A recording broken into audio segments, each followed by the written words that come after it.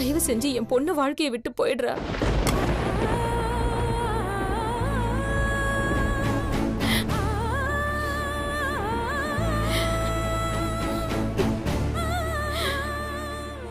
நீயே யோசிச்சு பாரு, அவ உன் கூட ஒரு நாளாச்சும் சந்தோஷமா வாழ்ந்திருப்பாளா? உன் கூட வாழ்ந்த ஒவ்வொரு நாளும் என் பொண்ணு நரக வேதனையை அனுபவிச்சிருக்காடா. அவ படிப்புக்கும் அழகுக்கும் எல்லாம் எத்தனையோ வாட்டி அவளை ஒரு பெரிய இடத்துல கல்யாணம் பண்ணி கொடுக்கணும்னு நினைச்சிருக்கேன்டா. நான் ஒரு முட்டாள். உணர்ச்சி வசப்பட்டு சுயநலமா யோசிச்சு என் தம்பி நல்லா இருந்தா போதுன்னு நினைச்சுதானே நீ வேணான்னு சொல்லியும் வற்புறுத்தி அவளை உனக்கு கல்யாணம் பண்ணி வச்ச. ஆனா இப்போ அவ வாழ்க்கையாச்சும் நல்லா இருக்கணும்னு நினைச்சுதான் உன்னை அவ வாழ்க்கையை விட்டே விலகி போக சொல்றேன். என் பேச்ச நீ கேப்பல்ல.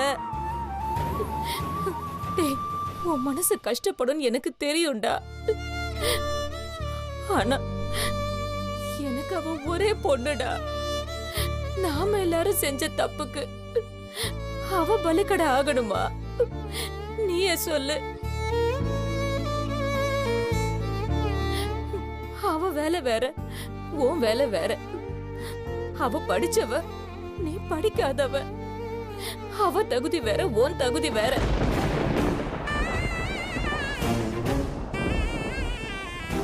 பிரபா, உன்னை எனக்கு ரொம்ப பிடிக்கும்டா. உன்னை பிடிக்காமல நான் இத சொல்லல. ஆனா ஒரு அம்மாவா என் இடத்துல இருந்து யோசிச்சு பார்த்தாதாண்டா ஒரு தாயோட கஷ்டம் உனக்கு புரியும். உனக்குன்னு ஒரு கஷ்டம் வந்ததும் நீ பாட்டுக்கு பட்டுன்னு விஷத்தை எடுத்து குடிச்சிட்ட. இந்நேரம் உனக்கு ஏதாவது ஆயிருந்துருச்சுன்னா என் பொண்ணு இந்த வயசுலயே விதவையா வந்து நின்னு இருப்பாடா. அவ வாழ்க்கை ஆரம்பிக்கிறதுக்கு முன்னாடியே முடிஞ்சு போயிருக்கோண்டா.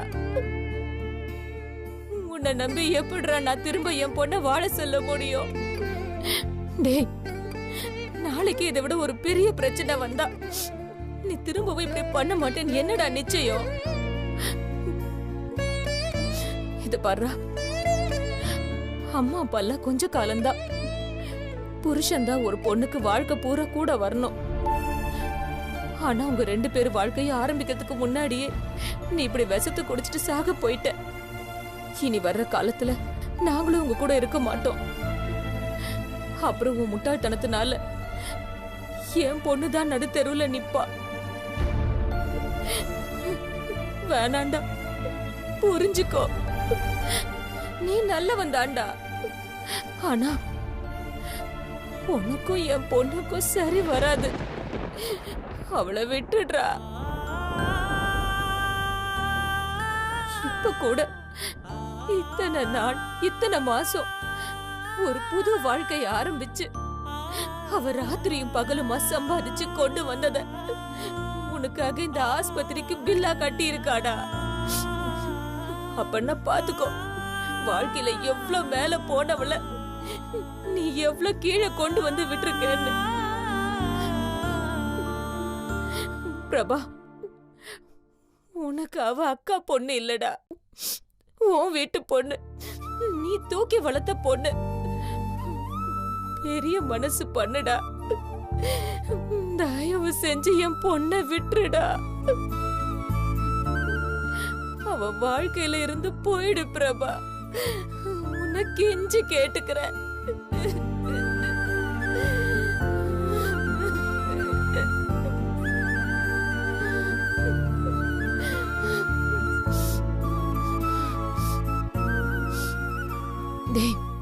அப்புறம் இதெல்லாம் நான் சொன்ன மாதிரி வெளியே காட்டிக்காதடா.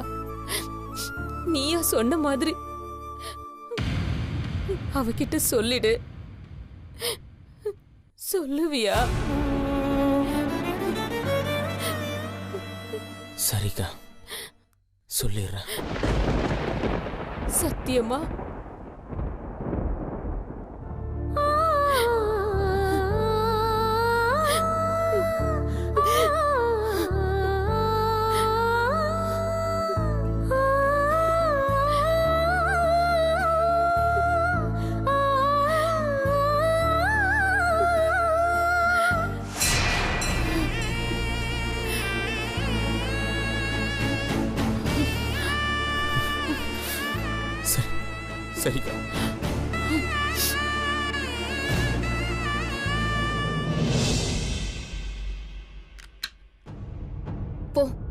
நான் சொன்ன மாதிரி அவகிட்ட போய் பேச.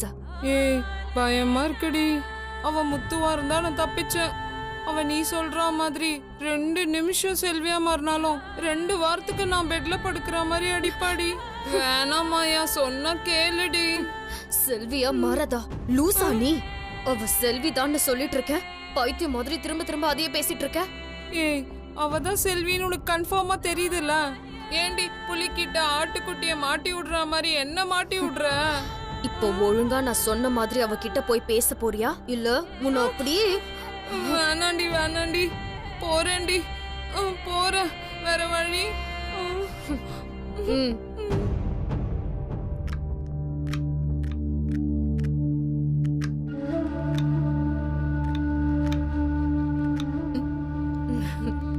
என்ன முத்து, கத்திரிக்காய் கட் பண்ணிட்டு இருக்கியா?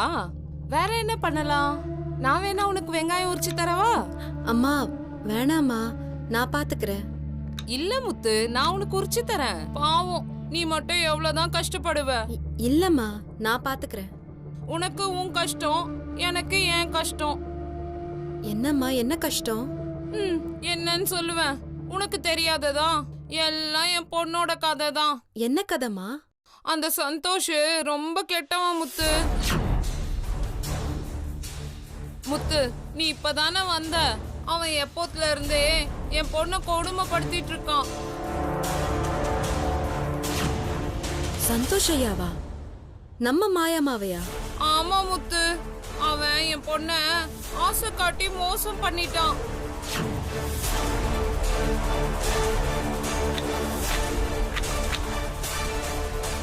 அவன் மாயாவை கல்யாணம் பண்ணிக்குவேன்னு சொல்லி நம்பிக்கை கொடுத்து கொடுத்து கடைசியில காலை வாரி விட்டுட்டான். என் பொண்ணு கூட எவ்வளவு சுத்தனமோ சுத்திட்டு கடைசியில தெருவுல போற ஒரு குருட்டு பொண்ண கல்யாணம் பண்ணிக்கிட்டான். மகுடிக்கு மயங்கின பாம்பு மாதிரி அவளே கதின்னு ஆயிட்டான்.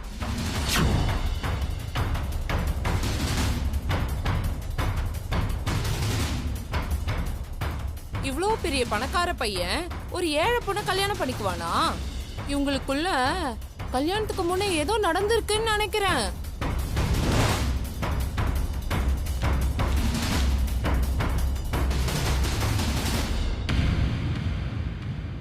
என்னடா இது, சந்தோஷம் இவ்ளோ கேவலமா பேசிட்டு இருக்கோம், எந்த ரியாக்ஷனும் இல்ல.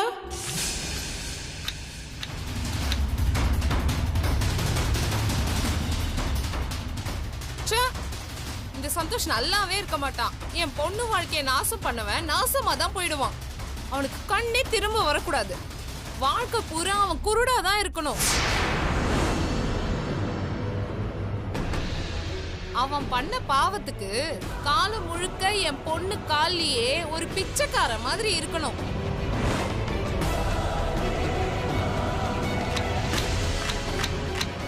என் பொண்ணு அவன் பகிரங்கமா ஊரறிய கல்யாணம் பண்ணிக்கிட்டாதான் அவனை நான் மன்னிப்பேன். இல்லனா அவன் வாழ்க்கை பூரா இப்படியேதான் இருப்பான், இப்படியேதான் சாவான்.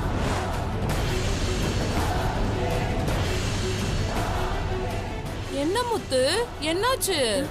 ஒண்ணும் இல்லம்மா, வெங்காயம் வெட்டுறேன்ல அதான். ஆமாண்டி, எனக்கே கண்ணெல்லாம் கலங்குதுடி. சரிம்மா, நான் சமைக்கணும், வரேன்.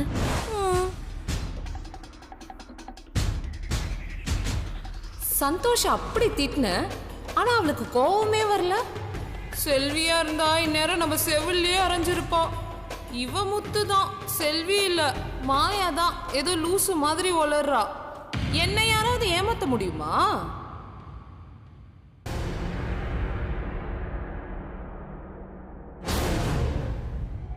ஏய் மாயா, பார்த்தல்ல, அவ முத்து தாண்டி. அவ வந்திருக்கின்ற போறா. ஏய், அவ கிச்சனுக்குள்ள போயிட்டாடி. 1 மணி நேரத்துக்கு அவளுக்கு பெண்டு கிழிற மாதிரி வேலை இருக்கு. நான் உன்கிட்ட சொன்னத அப்படியே அவகிட்ட சொன்னியா? அதான் பார்த்தல, சந்தோஷ இதை விட யாரால கேவலமா பேச முடியும்? சந்தோஷ திட்டதான் சொன்னேன், இவ்ளோ கேவலமா திட்ட சொல்லல. ஐயோ, எதுக்கடி அடிக்கிற? பின்ன சந்தோஷ சபிக்கிற, சாவணும்னு சொல்ற. அவ செத்தா நான் எப்படி வாழ்வேன்? நீ தானடி சொன்ன, சந்தோஷ கேவலமா பேசினா அவளுக்கு உலகமாக கோவம் வரும். அப்படி அவளுக்கு கோவம் வந்தா அவ செல்வி, கோவமே வராம சுடுசொரணை இல்லாம இருந்தா அவ முத்து. நீ இப்ப பார்த்தல, அவனை அவ்வளவு திட்டியும் அவன் முகத்துல ஒரு சின்ன அசைவு கூட இல்ல. லூசு லூசு லூசு. இது எவ்வளவு நல்ல சான்ஸ் தெரியுமா? அநியாயத்துக்கு மிஸ் பண்ணிட்ட. அவளை நீ பேச வச்சிருந்தா இந்நேரத்துக்கு அவளை கையும் களவுமா புடிச்சிருக்கலாம். நான் மட்டுமே இந்த வீட்ல அவளை செல்வி செல்வின்னு சொல்லிட்டு இருந்தா அவ முத்துவா மட்டும்தான் இருப்பா. நானும் இப்படி லூசாவே தான் இருக்கணும். இப்ப மட்டும் என்னவா அவ முத்துவாவே தான் இருக்கா. நீ தான் லூஸ் ஆயிட்டு அவளை செல்வி செல்வின்ற. ஏய் லூசு, நீ மைண்ட் வாய்ஸ்ல என்ன யோசிக்கிறன்னு எனக்கு தெரியுது. என்னதானே லூசுன்னு நினைக்கிற? ஐயோ இல்லடி, அந்த செல்வி தான் லூசு. நீ ரொம்ப டைட்டு.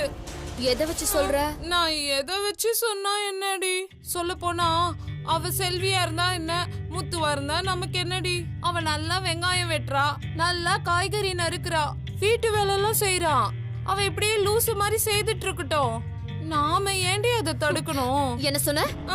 அது அது வந்து அது ஒண்ணும் இல்லடி. இல்ல இல்ல இல்ல, என்னமோ சொன்னியே. அவ செல்வியா இருந்தா என்ன, முத்துவா இருந்தா உனக்கு என்னவா? எவ்வளோ நல்ல வார்த்தை எல்லாம் சொன்ன, அதெல்லாம் கேட்காம இந்த வார்த்தை மட்டும் உனக்கு தெளிவா கேட்டுடுச்சா? ஏதோ என் மனசுல பட்டதை சொன்னேன்டி. உனக்கு குத்தி காட்டணும்லாம் சொல்லல. கோவப்பட்டு மறுபடியும் கொட்டிடாதடி.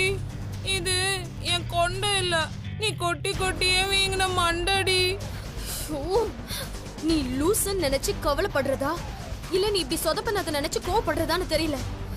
எனக்கு வர கோவத்துக்கு உனக்கு கொன்ற கின்ற போறேன். முதல்ல இங்க இருந்து கிளம்பு. ஏண்டி என் மேல கோவப்படுற? நான் ஒன்னும் சொதப்பலடி, அவதான் சொதப்பிட்டா.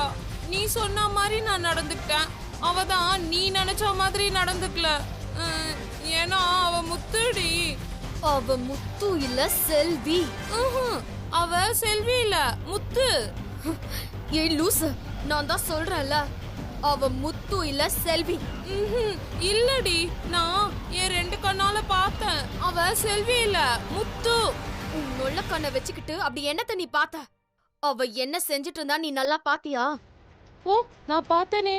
நான் சந்தோஷ கேவலமா பேச பேச அவ பாட்டுனே எவனையோ திட்டுற மாதிரி கொஞ்சம் கூட கண்டுக்காம என் மூஞ்ச பார்த்துட்டே வெங்காயத்தை எவ்வளவு சூப்பரா வெட்டினா தெரியுமா? அவ வெட்டினத நீ கவனிச்சியா? கவனிச்சேனே. கிழிச்ச. நீ சந்தோஷ திட்டா அவ என்ன செஞ்சிட்டு இருந்தான்னு நான் பார்த்தேன். என் கூட வா. அவ உட்கார்ந்துட்டு இருந்த இடத்துல நான் உட்கார்ந்து என்ன செஞ்சிட்டு இருந்தான்னு நான் செஞ்சு காட்டுறேன். என்னடி காட்ட போற?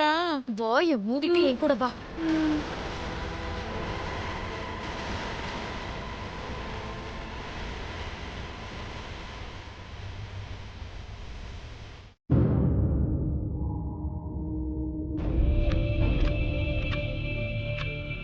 மாயா, என்னடி பண்ற? பார்த்தா தெரியல, காய்கறி வெட்டிட்டு இருக்கேன். அது தெரியுது. நீ ஏண்டி இதெல்லாம் பண்ணிட்டு இருக்க? எனக்கு வேற வேலை இல்ல, அதான் வெட்டிட்டு இருக்கேன். ஏ லூசு, என்ன நல்லா பாரு. வேற ஏதாவது தெரியுதானு?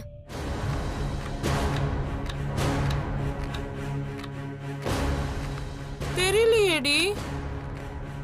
தெரியல. சந்தோஷ் பத்தி ஏதாவது திட்டேன்?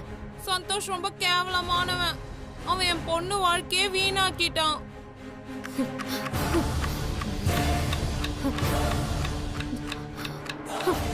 இப்ப தெரியுதா? இல்லடி, எதுவுமே தெரியலையே. ஏ லூசு, என் முகத்தை பார்க்காத, கண்ணாடிய பாரு. கண்ணாடியா?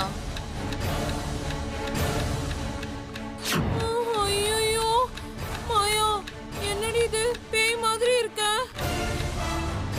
ஏய், நான் பேய் மாதிரி இல்ல, அவள மாதிரி நான் முறைச்சி காட்டுறேன். நீ சந்தோஷ பத்தி மொட்டமா பேச பேச அவளுக்கு இப்படிதான் கோபம் பொத்துக்கிட்டு வந்துச்சு. ஐயோ, என்னடி சொல்ற? நிஜமாவா?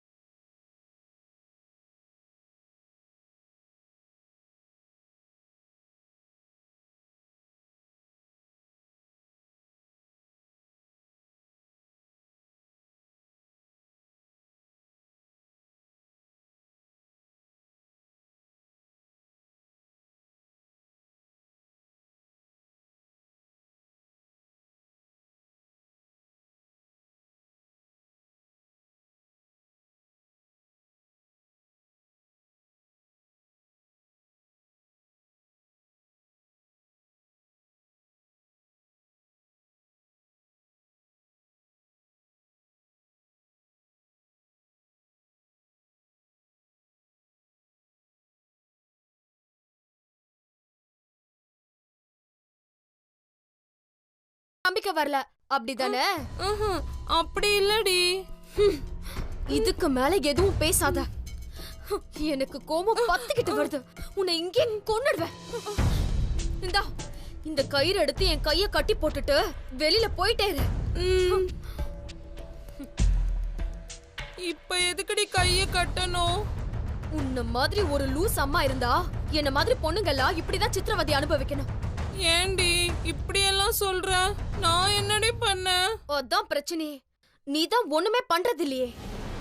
சொல்ற வேலையை மட்டும் செஞ்சுட்டு வெளிய போயிட்டே இரு.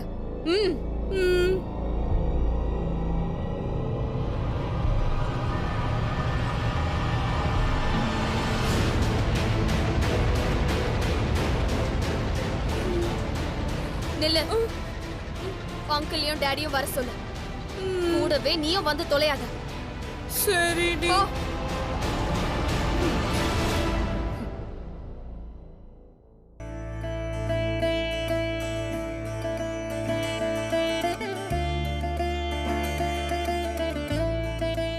கடவுளே, இன்னைக்கு அவர் வரப்போறாரு. இனிமேதான் எங்க வாழ்க்கையை நாங்க ஆரம்பிக்க போறோம். இது வரைக்கும் எங்களுக்குள்ள பல மனஸ்தாபங்கள் ஏற்பட்டிருக்கலாம். ஆனா இனிமே அப்படி எதுவும் நடந்துடக்கூடாது. நான் என் மாமாவை எவ்வளவு புரிஞ்சுக்கிட்டேன்னு, இனிமே அவர் கூட எப்படிலாம் வாழ ஆசைப்படுறேன்னு இந்த லெட்டர்ல நான் எழுதியிருக்கேன். அவர் வந்த உடனே இதை நான் கொடுக்க போறேன். அதுக்கு முன்னாடி நீ இதை கேளு.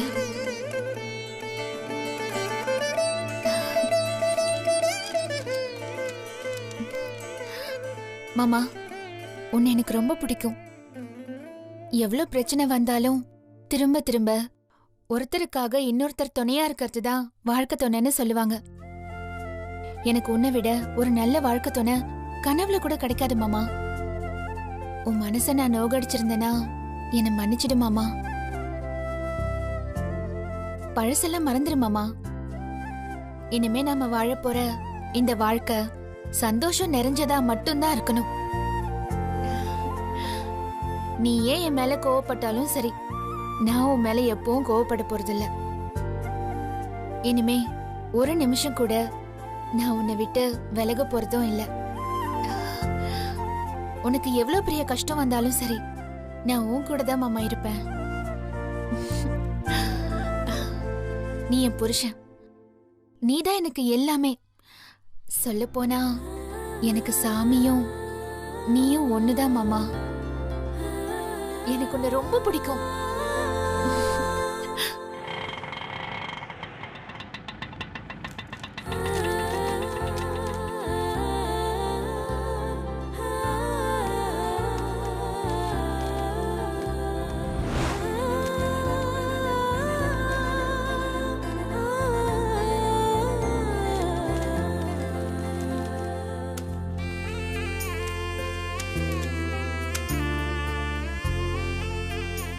மாமா, ஒரு நிமிஷம்.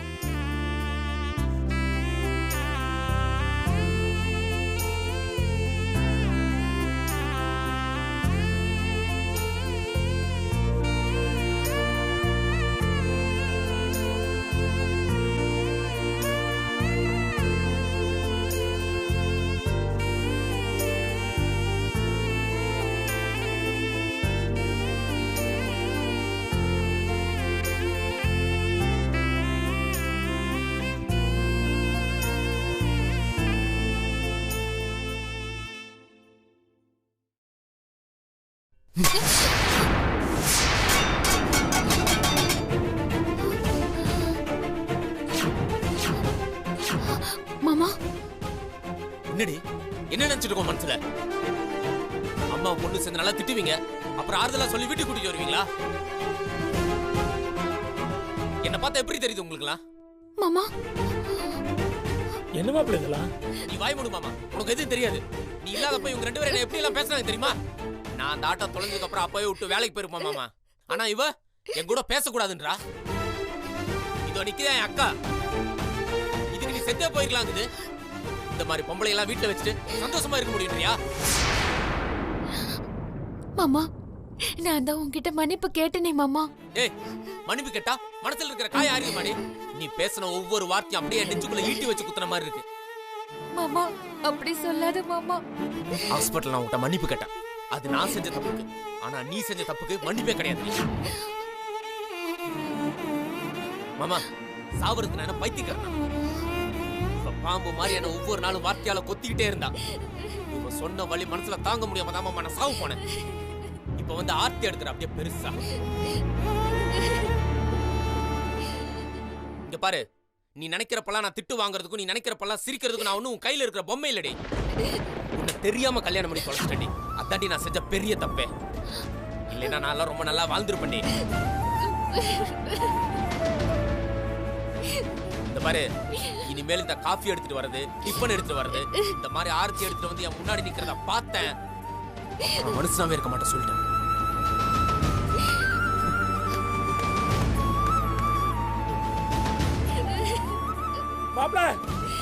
நீ போப்பா.